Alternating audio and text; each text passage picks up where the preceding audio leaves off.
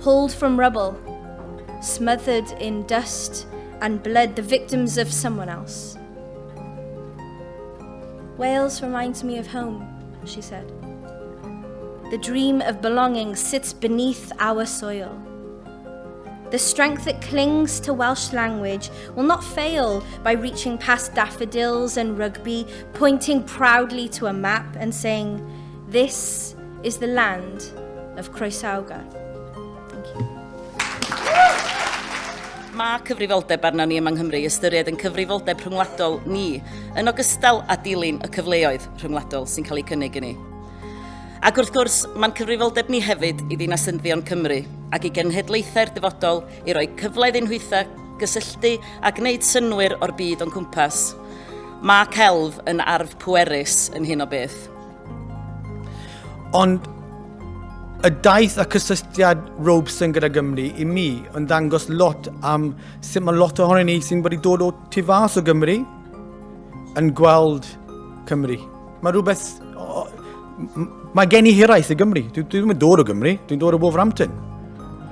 Right? Ond mae yna pobl sy'n galw Cymru yn adre, catref, sy'n cael yr un fath o hiraeth. We're in the midst of an exciting cultural moment of change in the arts and in wider society. There are 3 words that represent that change for you. Britain's Got Talent. With audiences of 11 million, it could be argued that one programme has done more to alter perceptions of disabled people in this country than anything since the 2012 Paralympics, due to the success of the exceptionally talented disabled comedians Lost Voice Guy and Robert White, coming first and second in Britain's biggest TV talent show.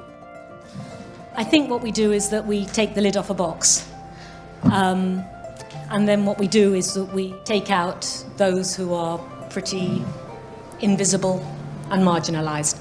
The disturbing similarities between 2 images, one of Jeff Edwards, who was the last surviving child to be pulled from the rubble of Aberfan, and Omran Dakhnish, who was a young boy pulled from rubble in Aleppo in Syria.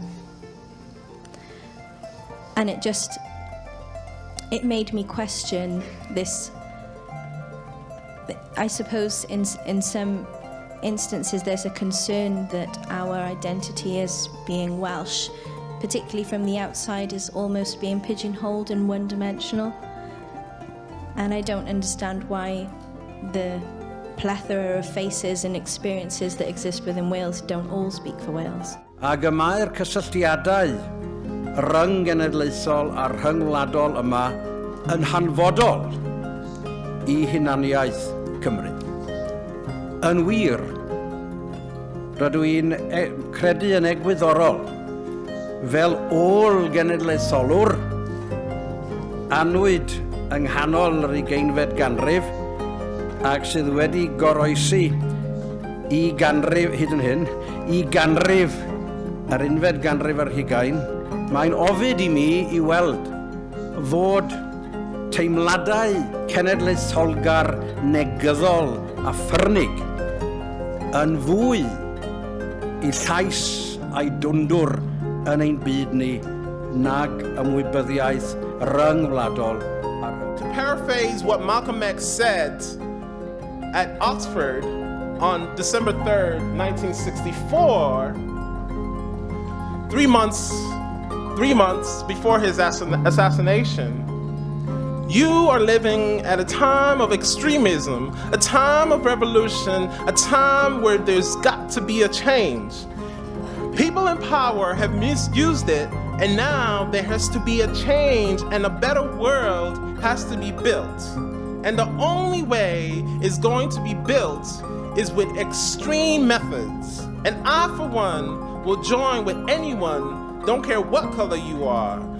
I am ready to join anyone in creating that international, transatlantic, post-colonial reality, even if I may never live to see it, no matter who you are. And I think unless we use the imagination, and that is at the heart of what creativity and culture is, it's kind of, it's the very substance and fabric of who and what we are and how we function, which is to imagine things. I don't think we will be able to grapple with these realities. So it's both thinking about the realities that we're facing and also how do we rewrite those realities and constantly be engaged in them. O ran edrych tu hwnt I Gymru, datblygu, dylwn ni fod yn elynydd, nid jyst I wneud cysylltiad, ond I ddatblygu perthynas. We as a Welsh nation tend to be extremely lacking in confidence. We are riddled with that feeling of that we're not good enough, and we cannot sell ourselves on an international level. It's very hard.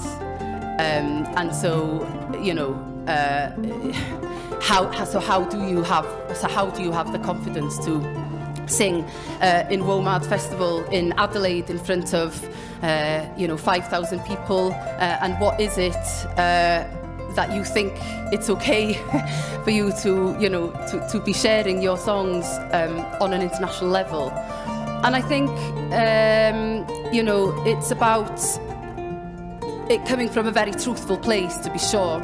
If you know why you're doing what you're doing, the what is going to be very obvious to you, and the who is going to be very obvious to you too. Top down as opposed to ground up, which affects the whole future of our society, is a challenge for international work.